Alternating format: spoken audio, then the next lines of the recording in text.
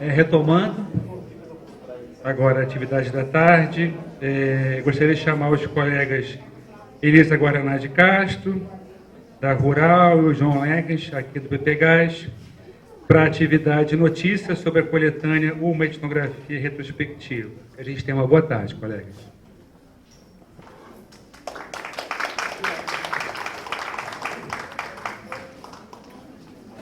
Bom,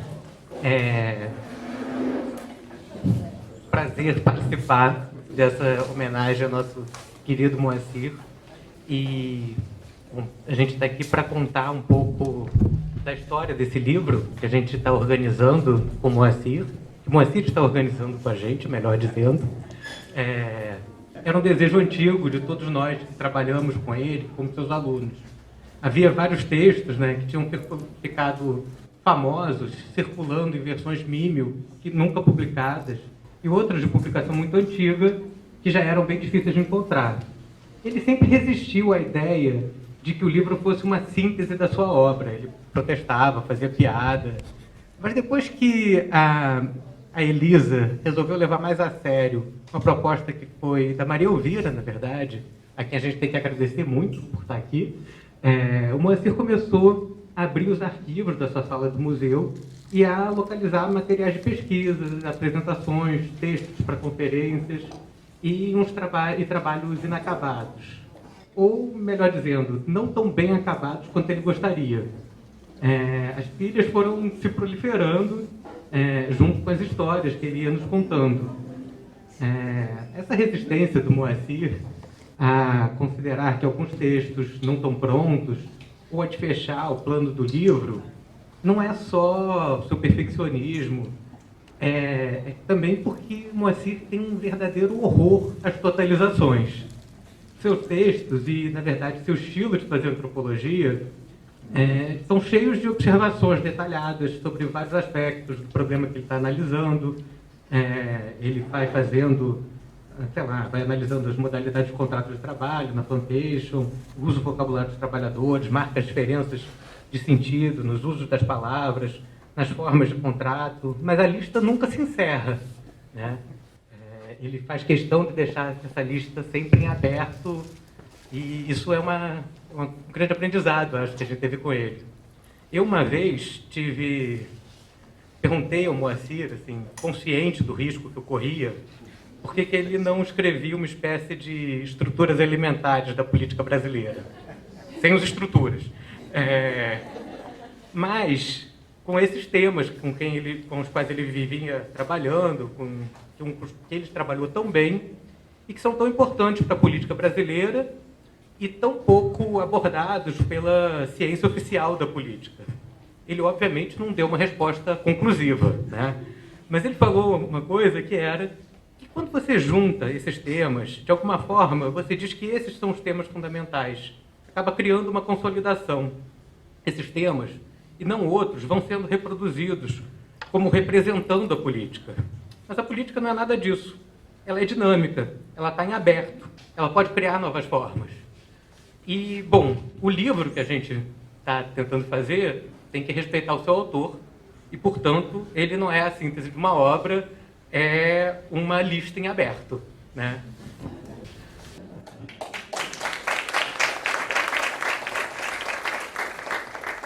Boa tarde. É muito emocionante a gente estar aqui com o Moacir, nesse momento tão especial. E poder falar desse livro é mais emocionante ainda, né, João?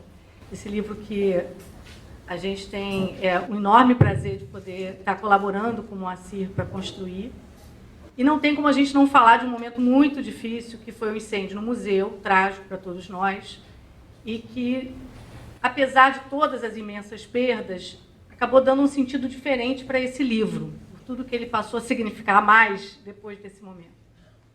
Formou-se, então, uma rede de solidariedade na tentativa de resgatar o que fosse possível do seu acervo perdido. Moacir, nós dois, alunos, ex-alunos, colegas, nos debruçamos na busca por palestras gravadas, versões inacabadas, cópias datilografadas, xerox, HDs, drives e tudo que mais a gente pudesse encontrar.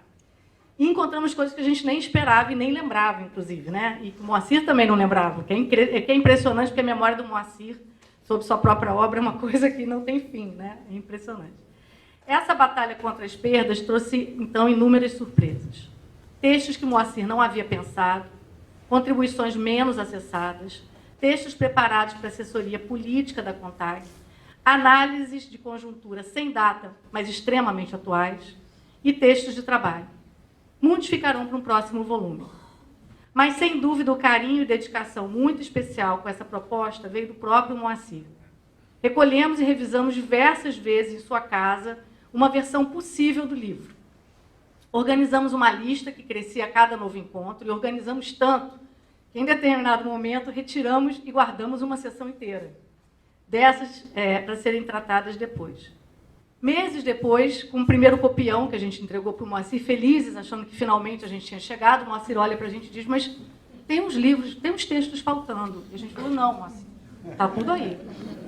E estava. Uma sessão inteira, a sessão 3, justamente, né, as lutas sociais no campo. A estrutura do livro que a gente apresenta é uma estrutura, então, em construção, mas que a gente acha que agora chegamos, né, Moacir? E que já está em produção. A gente quer agradecer demais aqui todo mundo envolvido nesse esforço enorme, vamos falar disso um pouquinho daqui a pouco. E a gente organizou em 4 partes. Então, nessa versão final, a gente contou especialmente com a parceria do Zé Sérgio, do Johnny e da Ana, para justamente dar essa versão acabada aí nessas 4 partes, junto com o Moacir. A primeira parte tinha um título, até hoje de manhã, se chamava Notas Metodológicas e Etnográficas, mas estamos aqui pensando, podemos botar em votação, e transformar em pesquisa permanente, agradecendo aqui a Regina, eu acho que vai funcionar melhor. A segunda parte, Campo em Transformação. A terceira, Lutas Sociais no Campo. E a quarta, Política, com todos os sentidos que o João acabou de trazer para a gente. O livro traz textos inéditos, alguns bastante conhecidos, que circulam entre alunos e colegas e ganharam fama sem terem sido publicados, como A Invenção da Migração, em coautoria com Alfredo Wagner, Política Local, outro famoso, né, que a gente circula, mas não é oficial, e alguns textos que são transcrições de palestras, como a que dá título ao livro, uma etnografia retrospectiva. E alguns recuperados de arquivos e versões guardadas por integrantes do NUAP e esforços de juntar apresentações transcritas e diferentes versões, como apostas eleitorais. Consideramos ainda fundamental publicar artigos e capítulos que são centrais para formulações do Moacir. Então, a gente vai republicar alguns já bastante conhecidos, mas que a gente achou que deu mais unidade à proposta que a gente construiu com o Moacir. Bom, a lista de pessoas a agradecer por esse esforço de colaboração é imensa. Entre os professores da nossa casa aqui, Maria Elvira, que primeiro apresentou a ideia, e temos que agradecer especialmente Federico, Renata, Edmundo, Olívia, Adriana, a Rede NUAP, Marisa, César, Ana Cláudia, Marcos Otávio, Dib e tantos outros que colaboraram demais para que isso pudesse acontecer e a gente pudesse finalmente colocar em produção esse livro tão esperado. E diretamente, nessa reta final, principalmente, Zé Sérgio, o Johnny e a Ana. Mas a gente quer também fazer um agradecimento muito especial para a Liginha e para o João, que em casa ajudaram demais, porque a gente fazia muitas reuniões lá e em vários momentos botaram a mão na massa conosco.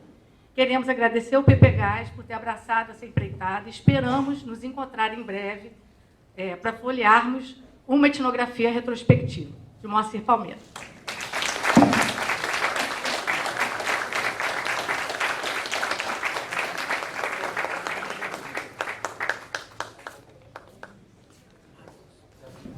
Bom, boa tarde a todas, boa tarde a todos, amigos, amigas, mestres.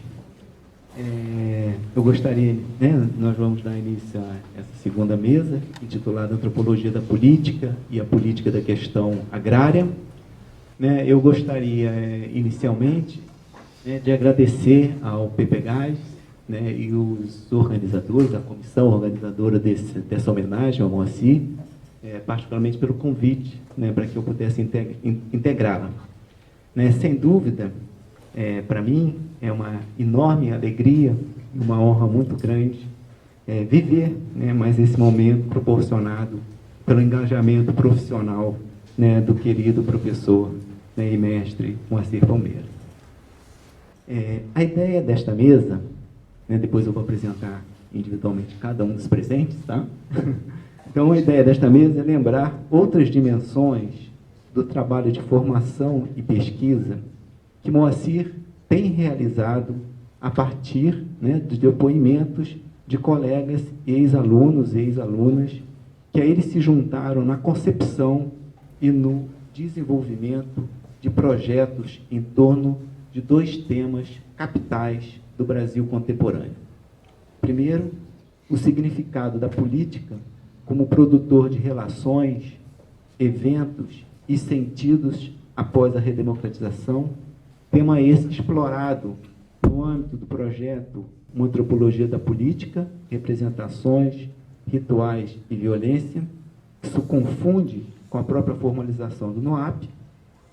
E o segundo, as transformações sociais no meio rural, tema, por sua vez, explorado em projetos como os impactos regionais da reforma agrária, um estudo sobre áreas selecionadas, e sociedade e economia do agronegócio. Política e questão agrária, como já vimos vários colegas que nos antecederam se referirem, são dois temas que se cruzam na trajetória de Moacir e que se inscrevem em seus esforços de análise a respeito das condições sociais que promovem a reprodução das hierarquias e das desigualdades na sociedade brasileira. Esses são dois temas que nossos convidados para essa mesa, vão explorar a partir, né, das suas intervenções. Né? Nós vamos poder contar, né, com a participação dos colegas César Barreira, da Universidade Federal do Ceará, e a professora Marisa Peirano, da Universidade, né, de Brasília, que vão fazer suas apresentações a partir de gravações que enviaram. E temos aqui, né, nessa mesa, né, o professor John Comerford, a professora Ana Cláudia, professor Sérgio Leite, e esquecemos da Ana Carneiro, que faz parte dessa mesa. Né, como todo mundo se moveu automaticamente, esquecemos de chamá-la figura central.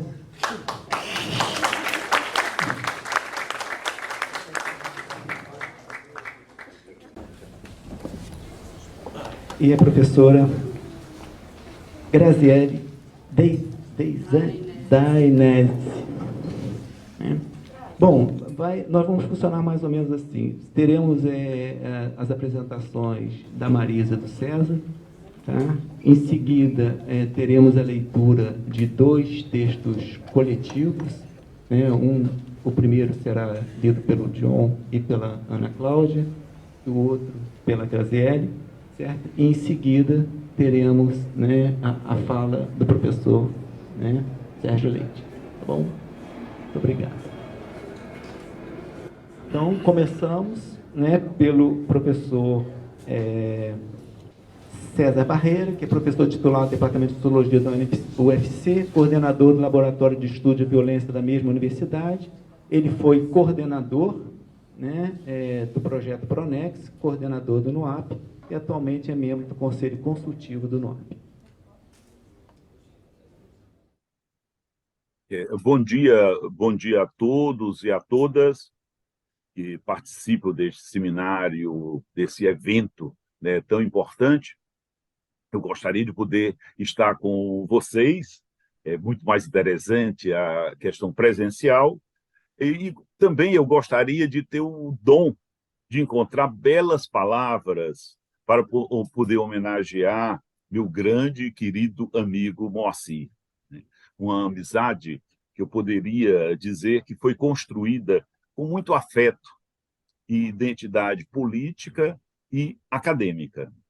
Conheci o Moacir em Campina Grande, na casa da Regina Novaes. Eu já tinha ouvido falar bastante, né, do Moacir, eu já tinha lido, né, alguns trabalhos dele, né, mas realmente o meu primeiro encontro assim, presencial foi na casa da Regina Novaes, em Campina Grande. O Moacir, nesse período, ele estava participando, né, daquelas greves dos canavieiros, que marcou muito, né, o final da década de 70, do ano passado, e início de 80, tá o Moacir super envolvido, né?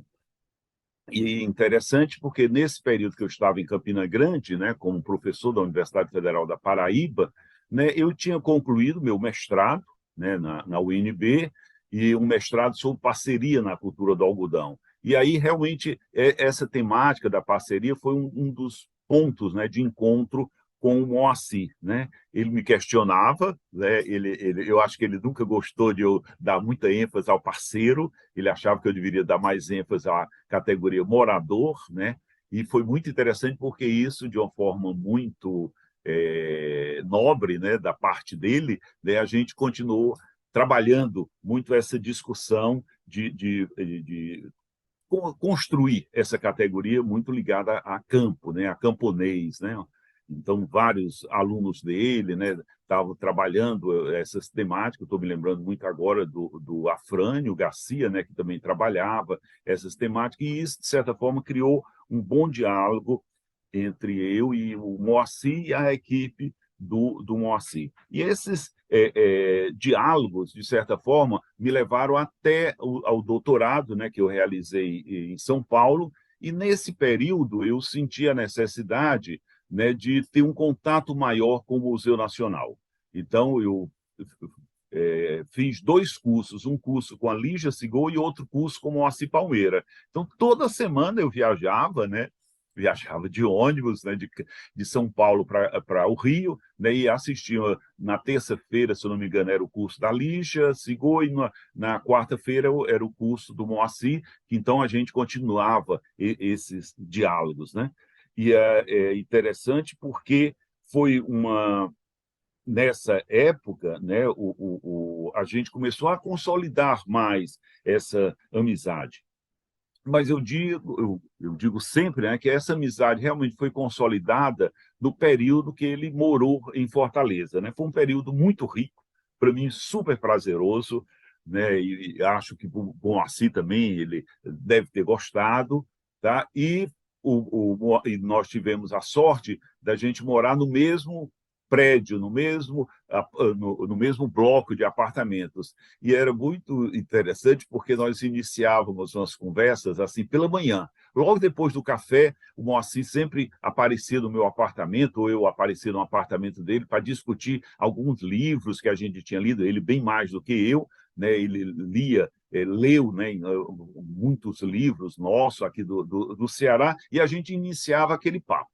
Esse papo super rico, super criativo, ele era de vez em quando, né, regada a umas caninhas, né? E essas caninhas, de certa forma, davam mais abertura para que a gente pudesse conversar bem mais, né?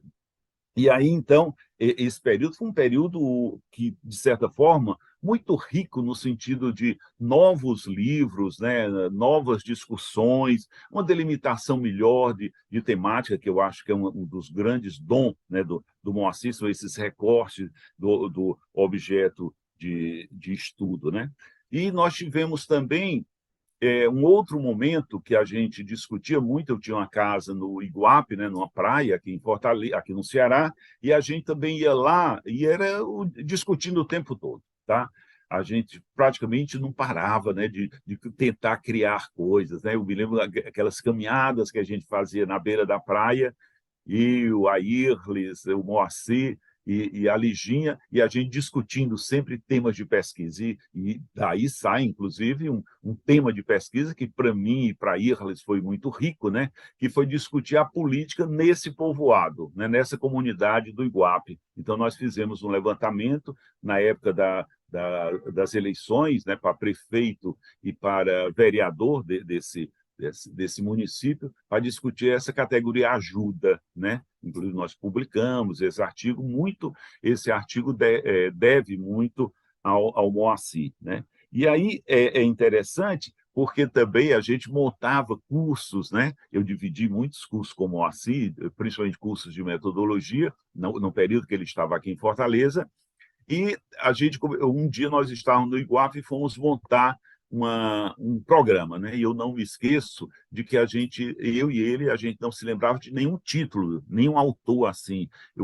Então a gente começou a fazer, o Moacir dizia, César, na primeira unidade, a gente é muito interessante começar por tal autor, por tal livro. E aí eu dizia, qual, Moacir? Ele disse, eu não me lembro, mas é um livro grosso, da capa dura, as letras grandes, aí eu descrevia, né? Desse jeito passava para outra unidade. Aí eu chegava na outra unidade, eu disse, Moacir, eu acho que essa segunda unidade nós poderíamos trabalhar tal livro. E eles, qual, César? Qual é o livro? Eu, vixe, Moacir, é um que é verde, é muito lido nas ciências sociais, eu acho que eu vi lá na biblioteca do museu, alguma coisa assim, e aí continuamos. Montamos todo o curso desse jeito. Quando eu cheguei aqui, voltando para Fortaleza, aí eu comecei a localizar os livros. Então, isso eu não me esqueço, né, dessa descrição, né, que houve, né, para que a gente pudesse ir trabalhando, né? E aí, então, veio também um outro momento, que foi o momento do Pronex, né, de antropologia da política, né, o Pronex, né, que nós coordenamos, o coordenador geral era o Moacir, e trabalhou conosco a Marisa Peirano, o José Sérgio Leite Lopes, e vários pesquisadores do Rio, de Brasília e do Ceará, e foi um período assim muito rico, né? Isso aí vocês já conhecem, a quantidade de livros, né, que saíram. E, para mim, eu acho que esse período do Pronex foi um período assim, muito rico.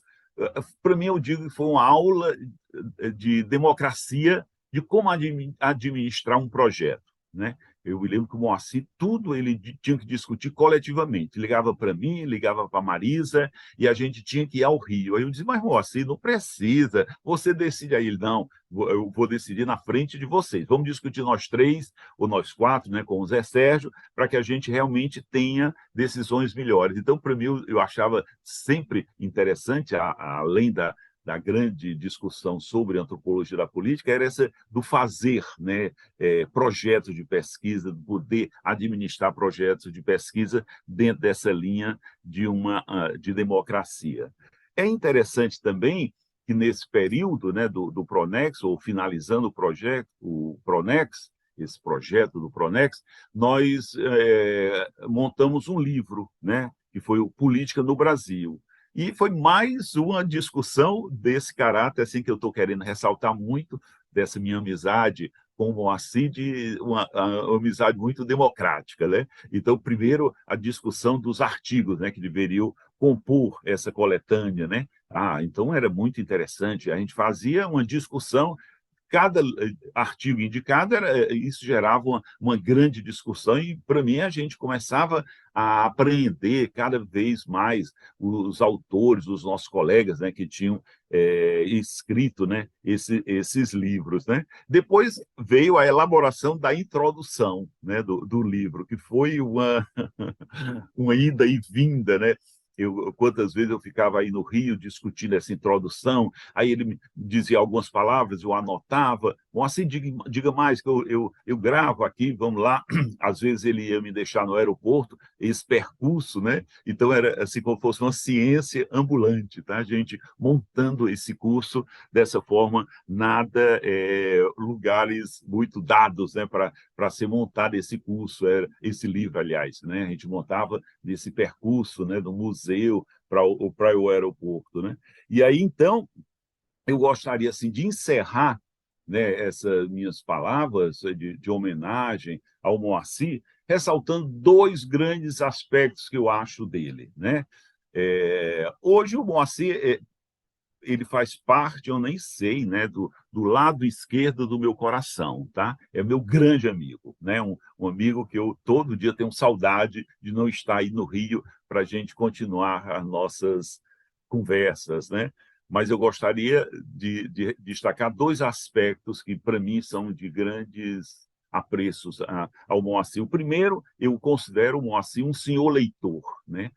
Ele lê os trabalhos da gente com a riqueza de detalhes, com a riqueza de seriedade, né, com uma importância que ele dá a todos os nossos trabalhos. Isso eu estou dizendo uma coisa que vocês podem conhecer até bem mais do que eu, né? Mas todos os trabalhos que ele leu, porque ele leu uma quantidade de trabalho impressionante aqui no Ceará, e era uma riqueza muito grande de detalhes, né? Essas conversas que eu falei, que a gente começava pela manhã e até à noite, né, conversando, era sempre a partir de um livro meu ou de um aluno que eu tinha orientado, e aí a gente começava a trabalhar aquela questão, ele fazendo relação com outros trabalhos dele ou com outros orientandos dele. Então, para mim, um grande aspecto da personalidade do meu querido Moacir é a questão da leitura, né? Nesse caso, eu o classifico como um senhor leitor. E a outra é a qualidade que ele tem de ouvinte. Ele ouve muito, né? Quantas vezes a gente ficava assim numa mesa e ele calado, né, só escutando. Às vezes ele até terminava não falando, e aí então quando a gente chegava em casa, aí ele dizia: César, foi tão interessante aquela frase, e ele sempre de uma forma super condescendente, né, com as coisas da gente, dizer: aquela frase, César, que você disse é muito importante, vamos trabalhar, você poderia fazer um artigo sobre isso. Então, para mim, essas duas qualidades de leitor e de ouvinte que eu destaco muito na personalidade do Moacir. Então, Moacir, para mim, muito obrigado pela nossa amizade. Aprendi e continuo aprendendo muito com você. Tá? E vamos continuar essa nossa sólida e querida amizade. Um grande abraço para todos vocês e um grande abraço, Moacir, e você que continue essa pessoa com essa escuta tão aguçada e com essa perspicácia da sua leitura. Muito obrigado.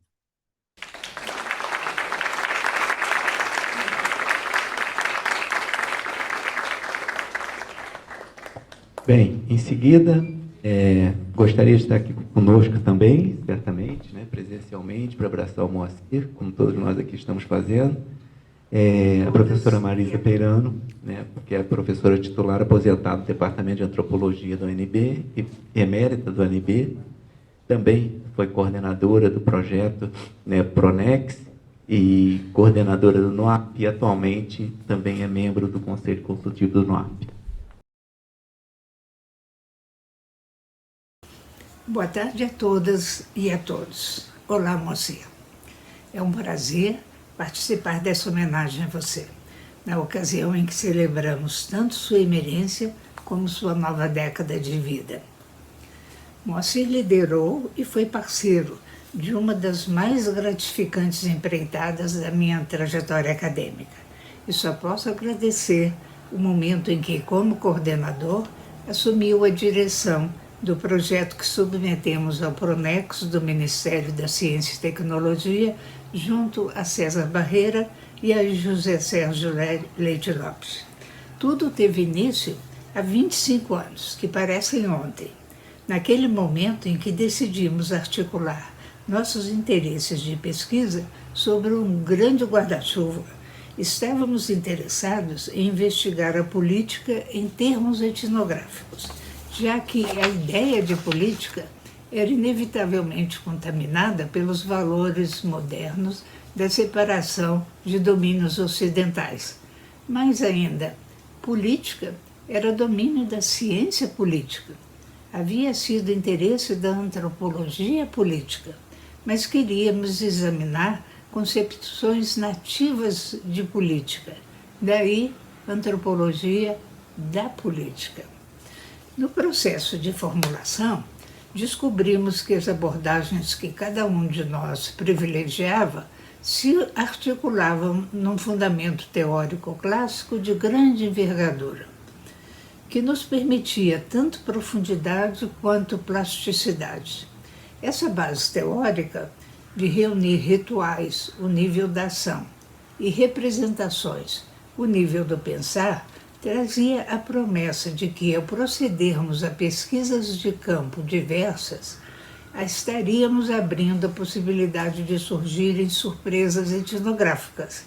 Essas surpresas retroalimentariam a própria base teórica da antropologia, assim esperávamos, que se interessava por questões, eventos, conceitos, mecanismos e visões do que concebemos no senso comum como política, ultrapassando-a e criando uma perspectiva verdadeiramente antropológica, que deslegitimava pretensões essencialistas, sociocêntricas e conformistas. A minha participação nasceu de um acaso, porque, docente da UNB, meu contato com o museu era esporádico. Mas em 1993, há 30 anos então, passei um semestre no PPGás oferecendo um curso sobre rituais, etnografia e teoria antropológica. Por meio da análise de determinados eventos concebidos como rituais, chegávamos a perceber concepções de cunho cosmológico. Como vinha de fora do ambiente carioca, esse curso que ofereci reuniu alunos de vários orientadores do museu, o que na época não era muito comum. Foi uma experiência muito rica. E quando nos encontrávamos em eventos comemorativos do PPGás, Moacir e eu aproveitávamos para conversar sobre futuros projetos de pesquisa. 4 anos se passam e, então, 4 anos depois, tivemos aprovado pelo Pronex nosso projeto conjunto com a Universidade Federal do Ceará de César e Irles Barreira e José Sérgio Leite Lopes do museu. O projeto foi resultado de um período intenso de colaboração, quase insano, em que contribuíram e foram fundamentais os aportes de Federico Neighbor, Márcio Goldman, John Comerford e Marcos Otávio Bezerra, por meio de encontros no Rio, longos telefonemas e trocas de e-mails, até que chegamos ao que chamamos a versão 4 do projeto geral, que nominamos P-versão 4. Durante esse período de aprovação do projeto, Moacir e eu passamos a viajar no trajeto Rio-Brasília para examinarmos teses de doutorado e dissertações de mestrado. O mestrado de John é dessa época, assim como a pesquisa de Marcos Otávio no Congresso Nacional em Brasília. O projeto, então, já funcionava informalmente. Hoje, depois de passado todo esse tempo, vemos a produção oficial do NUAP estampada no site, com seus impressionantes 33 livros, teses, artigos, notícias. Considerando que raros são os projetos que sobrevivem quando cessa o financiamento oficial, em que era possível fazermos reuniões no museu, na UNB e em Fortaleza, é preciso se perguntar como o NUAP conseguiu continuar vivo, operando até hoje nos seminários online, acrescidos de publicações e de teses que vão se multiplicando e com temas que vão também se expandindo. A pergunta inevitável é: o que manteve esse grupo coeso desde o seu início? Teria sido um bom projeto? Sim, certamente, mas bons projetos nem sempre aglutinam pessoas. Foram os pesquisadores que reunimos? Com certeza, mas excelentes pesquisadores podem florescer isoladamente. E liderança? Sim, liderança intelectual e carisma pessoal. Em uma palavra, Moacir. Se tínhamos um bom projeto, pesquisadores de excelência, a liderança de Moacir aglutinou todos os envolvidos.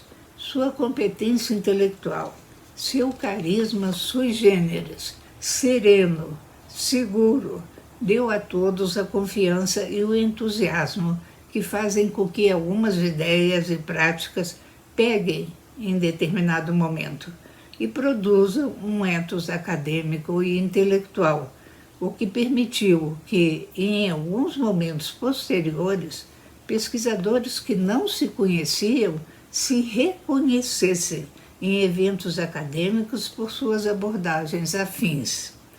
Sim, Moacir, você não apenas coordenou o projeto, não apenas consolidou as relações entre os diversos centros de pesquisa e carregou o piano burocrático. Suas qualidades pessoais combinaram de forma única a liderança institucional, a honestidade acadêmica, a competência intelectual e a curiosidade etnográfica infinita. Essas qualidades tornaram nossas conversações abertas, permitiram a criação de um ambiente favorável às sugestões, das mais elementares às mais consequentes. Você permitiu que partilhássemos dúvidas, discutíssemos soluções e criássemos consensos. Com uma paciência inesgotável para ouvir, sugestões se somavam, eram buriladas, esquadrinhadas e definidas nas reuniões dos pesquisadores principais, como eram chamados então, e que foram se renovando em novas gerações. Com você aprendi, e acho que todos aprendemos, a ter mais paciência no caminho do consenso, suportando o longo processo de testar ideias, julgá-las ao ar e deixá-las fluir. Principalmente, aprendi o quanto pode ser emocionante a parceria na orientação de novas gerações, a sermos por vezes surpreendidos pelos resultados que nem mesmo havíamos antecipado, e a nos maravilharmos com as novas bricolagens e, em vários momentos, reconhecer que em poucos anos tantos de nossos ex-alunos chegaram lá. Em nome de todos, obrigada, Moacir, e um grande abraço. Parabéns.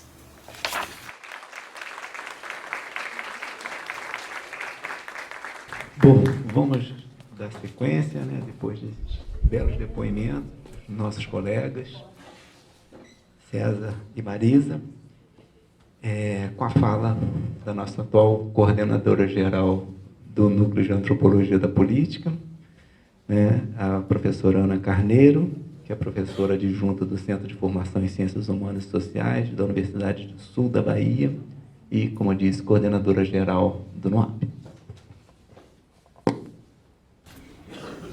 Bom, queria começar agradecendo aqui pelo convite do John e de todos os organizadores para falar nessa ocasião tão especial, né? Falar sobre o NUAP na sequência da Marisa e do César, como vocês podem imaginar, me enche de orgulho e alegria e também me provoca uma certa ansiedade. É uma ansiedade que eu tive também quando me assuntaram para saber se eu toparia coordenar as atividades no núcleo em 2021. E aí eu queria contar que fiquei pensando aqui, né, como baixar essa ansiedade. Eu fiquei pensando no fato de eu ser mais jovem que os coordenadores anteriores, o Marcos, o John e o próprio Moacir, todos eles referências fundamentais na minha formação. E também o fato de eu ser professora de uma universidade pequena, em fase de consolidação, no interior do Nordeste,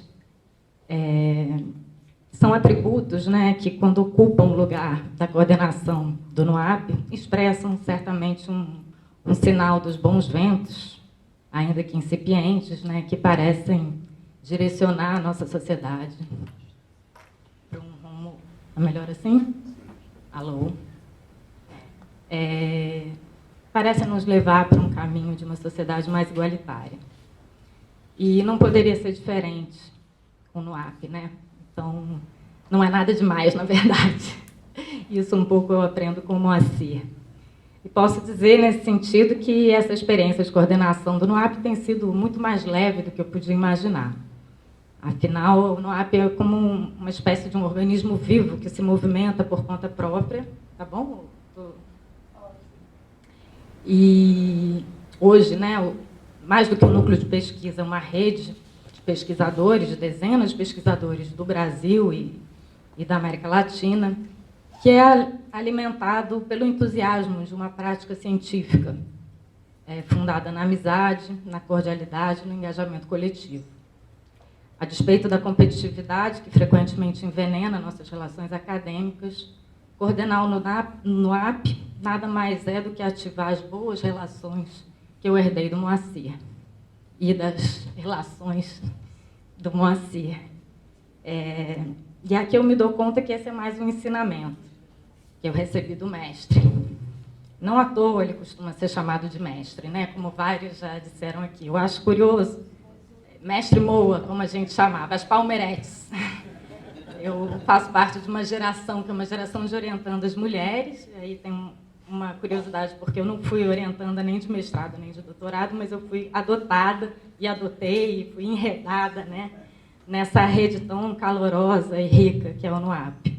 Depois vim a ser orientanda de pós-doc, e tive o privilégio de contar com horas e horas de conversa naquela sala, com aqueles livros de capa dura, de capa verde, e lembrar, enfim. Mas eu fiquei pensando sobre essa expressão, né, que muitas pessoas já falaram aqui, né, de o mestre Moa, mestre Moacir, né? É curioso porque o mestre seria um título menor do que o de doutor, né? Mas eu acredito que o mestre vem, né, porque ao modo dos mestres do saber popular, é sobretudo a partir do exemplo que a gente aprende, reproduz e transmite o que o Moacir nos inspira, né? Quando eu me vejo anotando os comentários dos meus estudantes em folhas de papel A4, também esperando pacientemente o silêncio passar até que os estudantes tenham coragem de falar e elaborar pela própria cabeça, eu vejo que eu me espelho, né, sem perceber, nessa forma discreta e generosa do Moacir. É um tipo de escuta, né, que pode ser entendido como uma personalidade, um estilo, ou mesmo uma certa ética, que é, em certa medida, eu acho, incorporado por todos nós que hoje compomos o NUAP. E ali seguimos, né, coletivamente, em constante aprendizagem do fazer etnográfico, ouvindo os interlocutores do campo, nossos e dos nossos colegas. Para mim, voltar agora à Quinta da Boa Vista, em homenagem a você, Moacir, é como voltar para casa.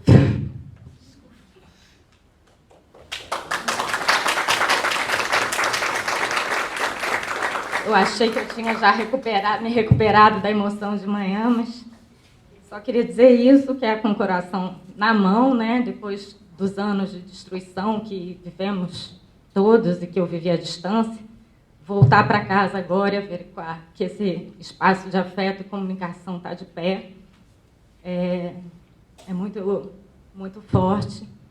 E como eu aprendi fazendo pesquisa no Morro da Mangueira, como eles dizem lá, uma árvore com raízes fortes poderá sobreviver a motosserras e incêndios por gerações e gerações. Cá estamos nós.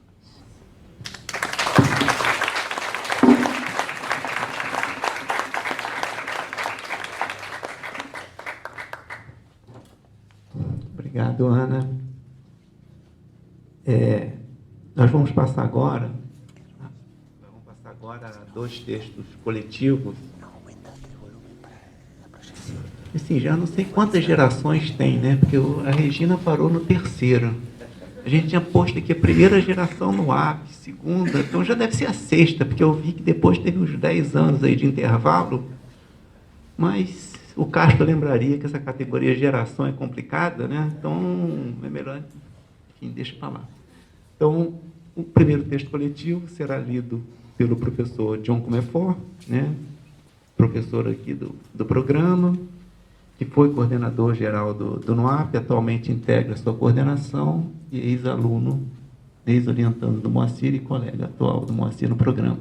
E pela nossa colega também, Ana Cláudia Marques, ex-orientanda também do Moacir, professora do Departamento de Antropologia da USP e também membro da coordenação do NUAP. Então, vamos começar pelo John, né? E eles vão fazer, lembrei a eles, um jogral. Obrigado. Boa tarde a todas e todos. É uma alegria enorme estar aqui, é uma alegria ver tanta gente reunida. Bom, quando nós pensamos em falar, né, sobre o Moacir e o NUAP, né, a gente achou que nada mais adequado do que fazer um trabalho coletivo, né, até porque também havia tantas pessoas que gostariam de se manifestar, né, nesse momento, e a gente achou que o mais interessante seria a gente colocar a mão na massa juntos, como o Moacir nos ensinou a fazer. E, portanto, esse texto aqui, que é o texto, enfim, com todas as ressalvas em relação à geração, né, enfim, a primeira geração do NUAP, a geração que foi orientada pelo Moacir, né, durante ainda a vigência do projeto Pronex, e o texto seguinte, né, que a Graziele vai ler, já a geração posterior ao projeto Pronex. Né. Mas em relação a esse texto aqui, que eu e a Ana Cláudia vamos ler, subscrevem esse texto Ana Cláudia Marques, Elisa Guaraná de Castro, Gabriela Escoto, Luiz Marcelan, Marcos Otávio Bezerra, Renata Menezes e eu mesmo. No final dos anos 80, Moacir Palmeira retornou plenamente às atividades acadêmicas do Museu Nacional, após um longo período como assessor da CONTAG e uma passagem pelo INCRA, na breve tentativa de implantação do primeiro Plano Nacional de Reforma Agrária durante o governo Sarney. Se Moacir sempre ressaltou a importância que dava a separar a atividade acadêmica dessas outras, é certo que o retorno ao PPGás foi beneficiado por essas experiências e pelo aprofundamento da relação com os dirigentes e militantes sindicais. No final dos anos 80, no contexto da redemocratização, esses dirigentes e militantes passavam pela experiência de lançar candidaturas no movimento sindical a cargos políticos eletivos. Moacir atribui a essa experiência a atualização de seu interesse pelo tema da política. Ele voltava com frequência a ela nas ocasiões em que queria explicitar o tipo de questão teórica que o inquietava. Gostava de contar um evento que o surpreendeu durante um curso de formação sindical em Brasília. Numa conversa com dirigentes sindicais maranhenses, foi confrontado com o fato de que um combativo dirigente sindical, que tinha inclusive se envolvido em conflitos com a família Sarney, era, porém, um eleitor e apoiador leal de Sarney. Questionado, o dirigente explicou: Sarney é a cachaça do Maranhão. O aparente paradoxo revelava, a seu ver, o confronto entre diferentes concepções de política. Que Moacir tenha acompanhado essa experiência, em grande medida frustrada, mas bastante rica, também ajuda a entender o direcionamento de sua energia intelectual nos anos seguintes. O que teve efeitos para nós, alunos e alunas que ingressamos no mestrado ou no doutorado do PPGás entre o final dos anos 80 e a primeira metade dos anos 90.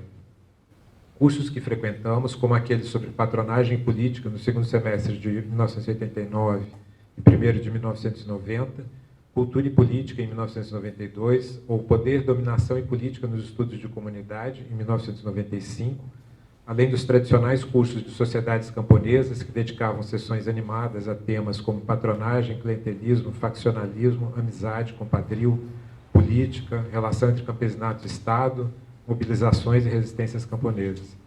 Estiveram, nesse período, atravessados pelo entusiasmo de Moacir e pelas inquietações que trazia dessas suas experiências. Na primeira sessão do seu curso de 1989, por exemplo, a questão da política foi apresentada mais ou menos nos seguintes termos. Se buscará dar um tratamento empírico às concepções de política. Como a política é pensada por grupos e sociedades? Que concepções são elaboradas? Nesse sentido, o que é a política e o que significa atuar politicamente para esses grupos? Para nós, submetidos à conhecida intensidade dos seus cursos, em especial lá pelo fim da tarde, em aulas que iam se prolongando até anoitecer, para desespero dos funcionários da portaria, foi uma experiência formadora da maior importância e uma conexão com questões vivas daquele momento e com nossas próprias inquietações diversas. Nessa época, começaram as pesquisas de campo, coordenadas por Moacir e Beatriz Herédia, a quem homenageamos aqui também, sobre eleições em Pernambuco e no Rio Grande do Sul, sempre mediadas pelos contatos sindicais de ambos. E também os debates e discussões sobre o andamento dessa pesquisa, como o seminário sobre antropologia e eleições em 1993. No início dos 90, juntou-se a esse caldo a presença no PPGás de Marisa Perano, que ofereceu aqui em 1993 seu curso já clássico sobre linguagem e rituais, confluindo para alguns de nós com as discussões que Beatriz e Moacir faziam nesse momento sobre comícios, tempo e oratória política. E também o diálogo de Moacir com César e Iris Barreira na UFC, com idas dele para lá, onde desenvolviam um trabalho em torno do tema da violência e dos seus atravessamentos políticos. O caldo foi posto para cozinhar com as possibilidades de financiamento abertas naquele momento pelo CNPq, direcionadas para núcleos ditos de excelência. Mesmo que estreitas, essas possibilidades animaram um grupo considerável de pesquisadores do próprio PPGás e de fora. Esse grupo trabalhou incansavelmente para enviar projetos para editar o Pronex do CNPq, finalmente aprovado, e que deu origem e sustentação ao Núcleo de Antropologia da Política, NUAP, criado em 1997.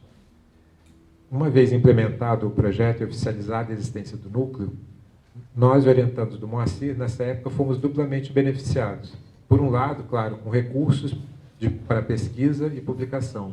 Por outro, com animação de debates seculares, um intercâmbio com o pessoal de Brasília, do Ceará, do Rio Grande do Sul e também da Argentina. Os GTs em eventos como a Ampox e a RBA e as trocas entre a gente. Mesmo no contexto de um ambiente intelectual e institucional tão favorável, como fazer jus à importância de Moacir nesse momento, nesse tempo de projeto? O trabalho coletivo em equipe de estudantes e professores certamente é uma marca de sua carreira, e uma marca pessoal dele a habilidade de promover o contato e as mútuas influências entre pesquisas, sem detrimento da absoluta independência e liberdade na condução dos projetos individuais abraçados no NUAP. Contagiante, no sentido forte do termo, Moacir nos inocula com seu entusiasmo, com a possibilidade de pensar e revolver coletivamente debates teóricos fundamentais concernentes a temáticas cruciais a partir das ações de pesquisa e produção de conhecimento próprias da antropologia, rentes à experiência social, dialogando com seus interlocutores / amigos de muitos anos, e vendo dessa perspectiva que outras abordagens não percebem. Para nós que fomos seus orientandos, a tudo isso se somou o seu modo de ler e trabalhar os textos em aula e seu estilo de orientação. As aulas eram ao mesmo tempo seminários, todos e todas sabiam que em algum momento seriam convidados a contribuir com a discussão. E também transmissão de um saber fazer pesquisa. Com as exposições e debates dos textos, tínhamos contato com o hábito cultivado por Moacir, aperfeiçoado durante o trabalho diário de leituras que realizou para sua tese no doutorado, de reflexão crítica sobre os textos nos marcos de uma sociologia da produção intelectual, através de uma interrogação cuidadosa sobre as teorias utilizadas, as perspectivas de análise mobilizadas, os supostos, as ausências notadas, os argumentos defendidos, suas contribuições e limites. Os princípios de entendimento, as soluções construídas e as sombras deixadas pelos autores e autoras eram expostos aos nossos olhos atentos e incrédulos, que pareciam ter lido outra coisa.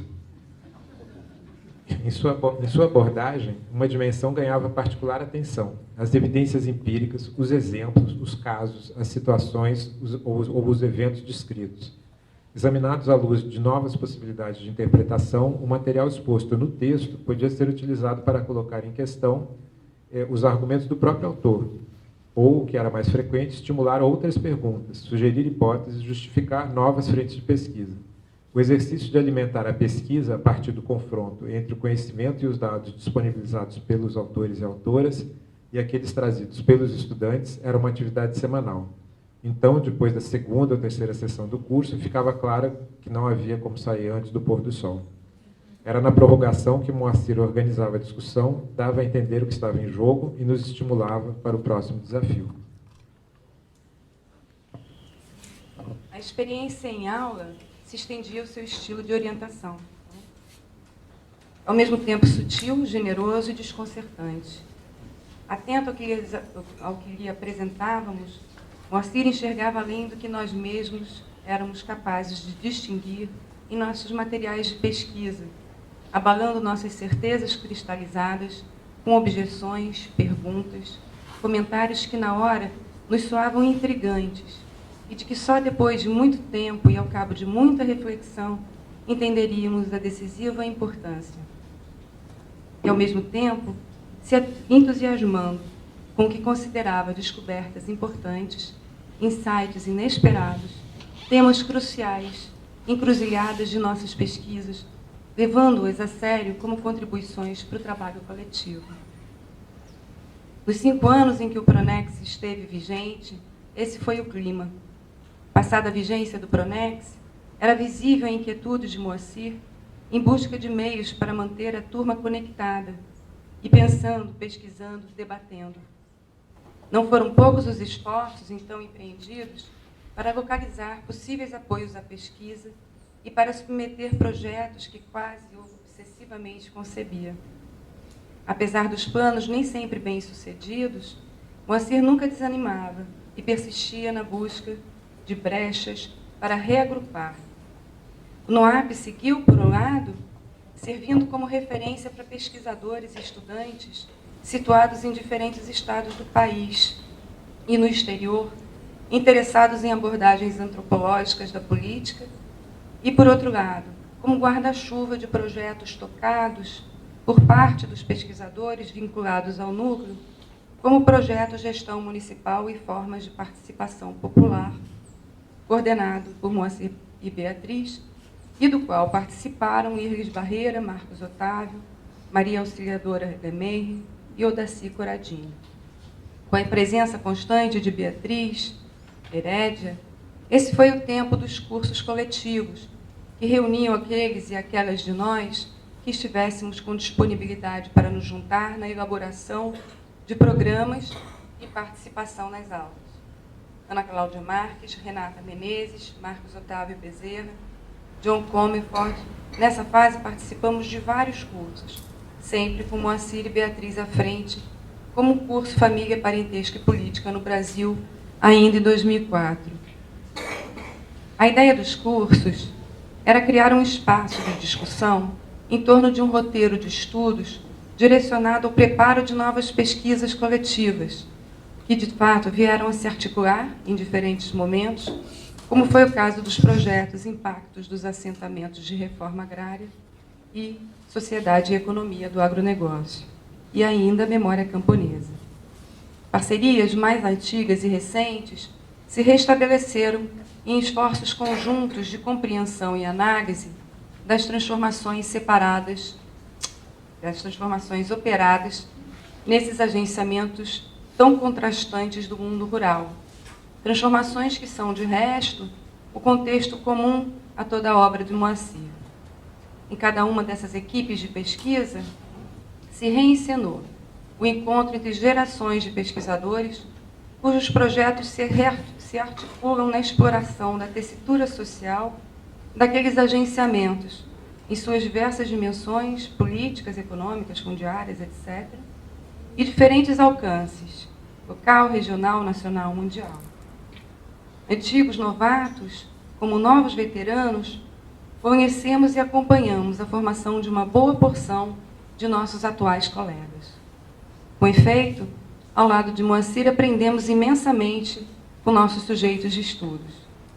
Mas, como se não bastasse, a esse aprendizado se somaram muitos mais. Trazemos aqui esse pequeno testemunho sobre um tempo, ou mais de um, tão intenso e decisivo para nossos percursos profissionais, acadêmicos e intelectuais, em que se fundou a maneira pela qual entendemos a antropologia, a pesquisa, a docência e a orientação.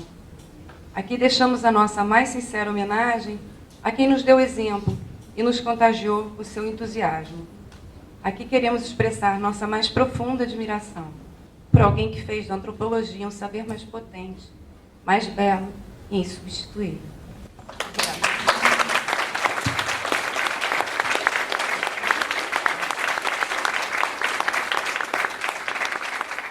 Obrigado, João. Obrigado, Ana.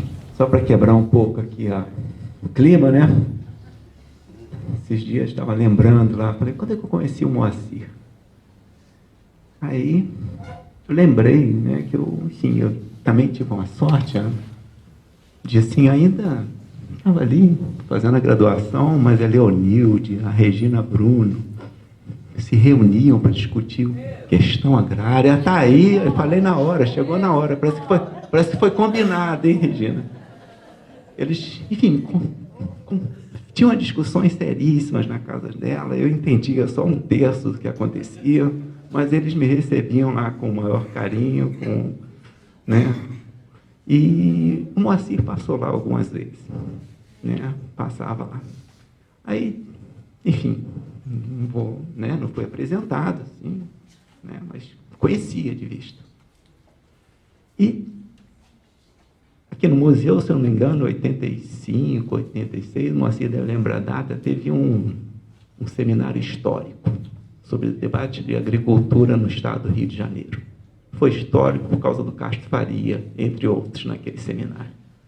Mas antes de eu vir para o seminário, encontrei com o Moacir na portinha ali da secretaria.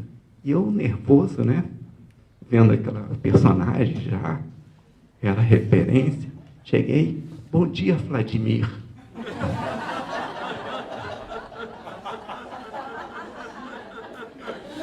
Ele rindo, ele olhando assim, falando, não, eu sou o Moacir. Eu, puta. Acho que a impressão que eu tive, mas eu acho que a gente superou isso.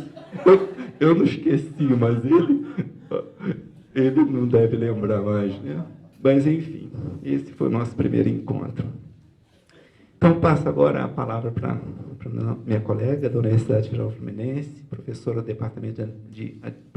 adjunta do Departamento de Antropologia, a professora Graziele Deinese. Obrigada. Tá bom aqui, gente? Vamos ver. Bom, obrigada, Marcos. Queria também agradecer o convite. Eu gostaria muito de fazer um jogral também, mas estou aqui, né, com um texto. Levamos a sério e escrevemos uma carta, né? E quem assina essa carta, além de mim, são as orientandas Ariana Runstein, Dibe Ayub, Camila Medeiros, Elisa Cunha, está aqui, Byron Ospina, Luana Batista, Fernanda Figurelli, João Lagoens, Rodica Weitzman e Manuela Cordeiro. E começamos com o querido Moacir. Hoje é um dia especial. Celebramos sua emerência na UFRJ, rito que marca sua contribuição para a ciência, para essa universidade e para o PPGAS Museu Nacional. Esta carta é o nosso singelo modo de agradecer você por ter nos acolhido e nos guiado por entre as alegrias e percalços de nossa formação e por ter alimentado nosso otimismo, mesmo diante dos cenários mais difíceis. O problema, mestre, é que sabemos que você não é muito afeito a homenagens, o que nos coloca numa situação bem delicada. Até porque você conhece bem esse grupo e sabe que a gente peca pela informalidade, especialmente na hora das celebrações. Mas temos a certeza de que uma universidade pública de qualidade é feita também de bons afetos.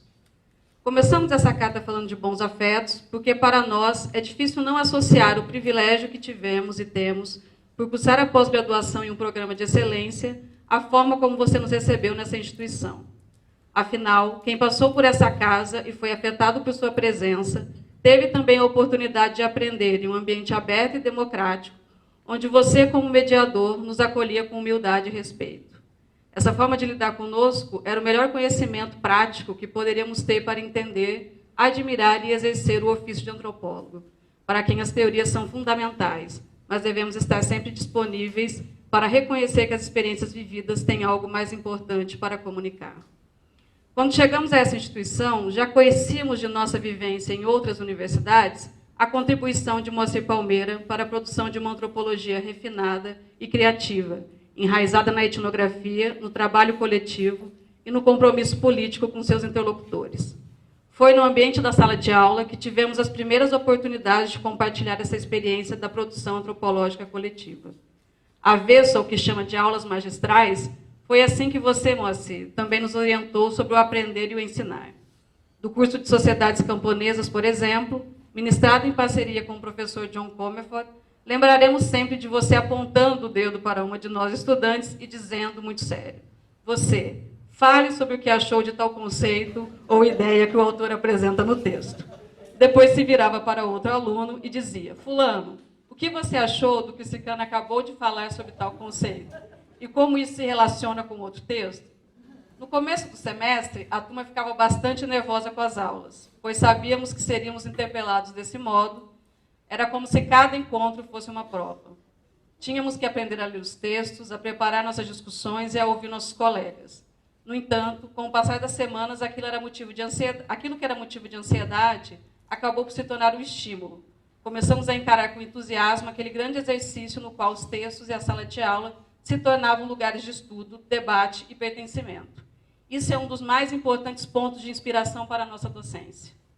Sua habilidade em tecer coletivos e fomentar o aprendizado em interlocuções e trocas propiciou que alguns de nós pudéssemos compartilhar a experiência da produção do conhecimento científico multidisciplinar, visto seu incentivo para nos engajarmos em projetos como Sociedade e Economia do Agronegócio e Memórias Camponesas.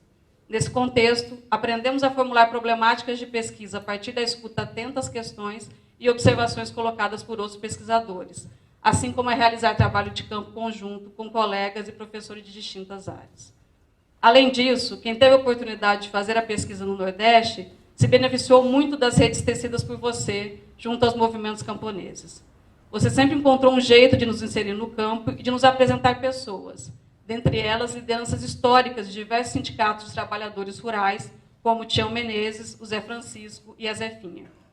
Ao retornarmos do campo, éramos recebidos com entusiasmo e assim passávamos algumas das tardes naquela saudosa sala do terceiro andar do Museu Nacional. Essas reuniões de orientação nos propiciaram ânimos e insights valiosos para a nossa escrita. Com suas perguntas, você nos fazia perceber que tínhamos muito mais informações do que imaginávamos.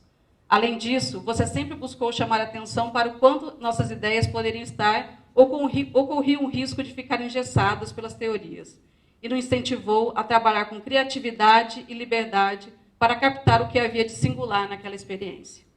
Orientador minucioso, generoso e que preza pela nossa autonomia, você tecia conosco um horizonte de possibilidades e deixava os caminhos abertos para que pudéssemos fazer nossas escolhas individuais.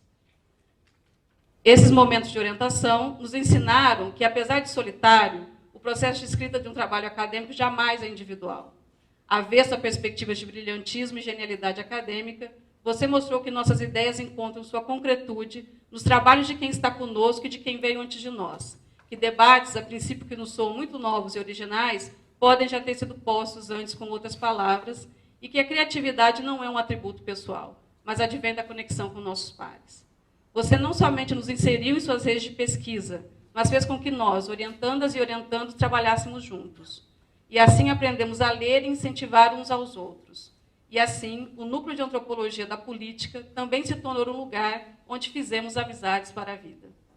É difícil dissociar dessas experiências a memória que temos de sua antiga sala, que ficava no último andar do palácio. Cheia de obras e de histórias, estar ali durante as orientações era aprender a transitar entre fichamentos, teses, dissertações, materiais de campo, notícias de jornais, livros, correspondências de diferentes partes do Brasil e do mundo. Recordamos que você tem o hábito de se referir ao trabalho como casa. E foi naquela sala que também aprendemos a habitar aquela casa e tecer modos criativos e afetivos de produção do trabalho acadêmico. Sua sala de trabalho no museu era um lugar tão inspirador que nossas teses e dissertações eram escritas ali. Você sempre se mostrou disposto a abrir aquele espaço para nós, nos facultando a oportunidade de passarmos até os fins de semana visitando a Quinta da Boa Vista e usando a sala para produzir nossos trabalhos. Não podemos deixar de mencionar o corte profundo que vivemos na ciência no Brasil a partir do golpe de 2016. O descaso e o desmonte da universidade pública e os ataques a essa instituição nos atingiram em cheio. Nós, que naquele momento estávamos iniciando a pós-graduação ou saindo dela, tivemos que nos desdobrar para não cair no buraco da angústia e buscar formas de seguir com nossos projetos profissionais. Nessas horas, seu apoio e sua experiência de vida também nos trouxeram alento e força de vontade. Ouvir você contar sobre as formas como você, seus familiares e amigos atravessaram os percalços da ditadura militar, sobre a organização e as lutas dos sindicatos, dos trabalhadores rurais, sobre sua experiência como assessor da CONTAG por tantos anos e também no INCRA, sobre os desafios que você e os demais professores enfrentaram para que o PPH superasse os contextos mais desfavoráveis, nos fez olhar para um momento difícil que estávamos vivendo com uma nova perspectiva, de encarar desafios com solidariedade uns com os outros e de fazer esforços consistentes para criar novos rumos. E como era bom encontrar você em todas as manifestações no centro do Rio de Janeiro. Mesmo debaixo de chuva, quando a gente reclamava que queria ir embora, você estava lá, firme. O incêndio no Museu Nacional, naquele terrível ano de eleições, 2018, foi outro golpe avassalador que enfrentamos nos últimos anos. É impossível contabilizar o tamanho da perda que sofremos, e com ela daquela sala no terceiro andar. Nossa casa-mundo, um mundo de trabalho e conhecimento feito por tanta gente ao longo de décadas. Desses anos pesados, lembramos também da sua presença em muitas reuniões de colegiado, sua participação em comissões de bolsa e ensino, sempre defendendo a universidade pública como um espaço plural e diverso. mesmo nos momentos de crise, você apoiou a manutenção do quadro de vagas para pós-graduação em Antropologia Social no museu. Isso contribuiu para a continuidade das políticas de ação afirmativa em nosso programa, a permanência dos estudantes e a consolidação de seus projetos intelectuais. Sua aposta em uma antropologia engajada também se refletiu nas relações que foram construídas com os estudantes. Você não considerava as atividades de ativismo e militância como ações apartadas do mundo acadêmico e respeitava as trajetórias dos estudantes que tinham diferentes modos de se engajar com grupos e organizações da sociedade civil a partir de suas outras atuações. Isso se refletiu, por exemplo, na banca de defesa de mestrado de Luana Braga Batista, que contou com a presença de uma liderança camponesa na mesa de arguição, um fato inédito no programa. Esta carta, escrita a tantas mãos, finaliza com um retrato partilhado por nossas distintas trajetórias, a de um professor e do seu ensino baseado em compromisso, generosidade, ousadia e criatividade. Muito obrigada, mestre.